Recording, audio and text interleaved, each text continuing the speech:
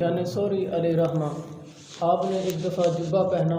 تو جبہ آپ نے الٹا پہن رکھا تھا، تو لوگوں نے کہا تھا جی اپنے بازو اوپر کریں تاکہ ہم جبے کو سیدھا کر دیں۔ تو آپ نے فرمایا میں نے یہ اللہ کی رضا کے لیے پہنا تھا اور جب اسے سیدھا کروں گا تب یہ اللہ کی رضا کے لیے کروں گا، تم لوگوں کی خوشی کے لیے اسے سیدھا نہیں کروں گا۔ اور حضرت زکریا علیہ السلام کے بارے میں آتا ہے آپ ایک جگہ پر مزدوری کر رہے تھے، جب مزدوری کر رہے تو کھانے کا وقت ہوا، آپ نے کھانا کھایا تو پاس ایک شخص موجود تھا، تو آپ نے اس کو کھانے کی دعوت نہ دی۔ جب کھانے سے فارغ ہوئے تو فرمایا میں نے تجھے کھانے کی دعوت اس لیے نہیں دی کہ اگر میں تجھے سارا کھانا نہ کھاتا تو پھر میں اپنی مزدوری محنت کے ساتھ نہ کر پاتا اور اپنے فرض کو صحیح طور پر ادا نہ کر سکتا، اور یہ بالکل واضح خیانت ہے۔ اسی لیے سرکار نے فرمایا لا ضرر ولا ضرار، مومن وہ ہے جو نہ نقصان اٹھاتا ہے نہ نقصان کسی کو پہنچاتا ہے۔ نقصان پہنچانے کی تو سمجھ آتی ہے کسی کو تکلیف نہیں پہنچانی، اور نقصان اٹھانے کا مطلب یہ ہے کہ اپنی اوقات سے بڑھ کر کسی دینی یا دنیاوی معاملے میں کسی کی خدمت کرنا، جان بوجھ کر تکلیف میں پڑنا۔ مثال کے طور پر اگر کسی بندے کے پاس ایک مہینے کا یا ایک ہفتے کا خرچہ ہے اور اس کے پاس کوئی مہمان آ جائے اور وہ پورے ہفتے کا خرچہ اس مہمان کی مہمان نوازی میں لگا دے۔ مہمان نوازی نبیوں کی سنت ہے، مہمان نوازی کرنی چاہیے، لیکن اپنی اوقات سے بڑھ کر نہیں کرنی چاہیے، یہ نہ ہو کہ بعد میں پھر پورا ہفتہ آسانی سے گزرے نہ۔ اور اسی طرح حضرت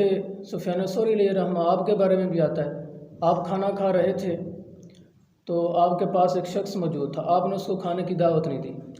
جب کھانے سے فارغ ہوئے تو فرمایا میں نے کھانے کی اس لیے دعوت نہیں دی کیونکہ یہ مجھ پر قرض تھا۔ اور اس سے آگے فرمایا کہ اگر کوئی شخص کسی کو کھانے کی دعوت دیتا ہے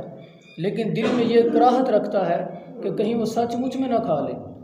تو فرمایا اگر وہ کھانا نہ کھائے دوسرا شخص پھر بھی اس کے کھاتے میں ایک منافقت کا گناہ لکھ دیا جاتا ہے، اور اگر وہ بندہ کھانا کھا لے تو پھر اس کے نامہ اعمال میں 2 گناہ لکھ دیے جاتے ہیں، ایک تو وہی منافقت والا اور دوسرا یہ کہ وہ مال قرض تھا۔ اگر اس بندے کو پتہ چل جاتا کہ یہ قرض ہے تو اسے کھانا پسند نہ کرتا۔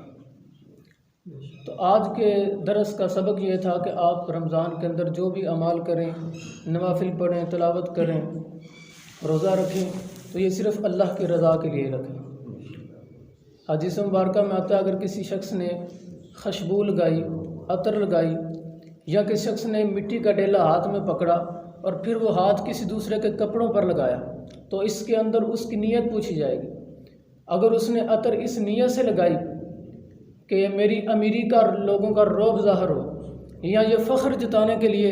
کہ میں خوشبو کا بڑا دل دادا ہوں، یا اس لیے خوشبو لگائی تاکہ عورتوں پر ڈورے ڈالنے کے لیے، تو فرمایا اس صورت میں یہ مباح کام جس پر شریعت میں نہ گناہ تھا نہ ثواب تھا تو یہ پھر مباح کام بھی گناہ بن جائے گا۔ لیکن اگر عطر کی یہ نیت تھی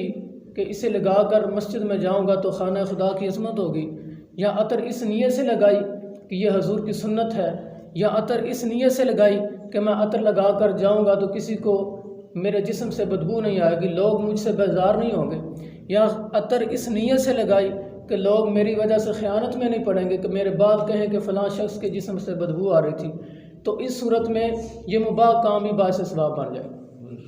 اسی طرح اگر آپ کپڑے پہنیں تو اس میں یہ نیت رکھیں، اچھے کپڑے پہنیں، یہ نیت رکھیں کہ اللہ کا فرمان ہے جب میرے دربار میں آؤ، جب میری مساجد میں آؤ تو زینت اختیار کر کے آؤ۔ اسی لیے جو بھی عمل کریں تو اللہ کی رضا کے لیے کریں، کیونکہ سرکار نے فرمایا جب قیامت کا روز ہوگا تو لوگ احد پہاڑ جتنے اعمال اپنے ساتھ لے کے آئیں گے،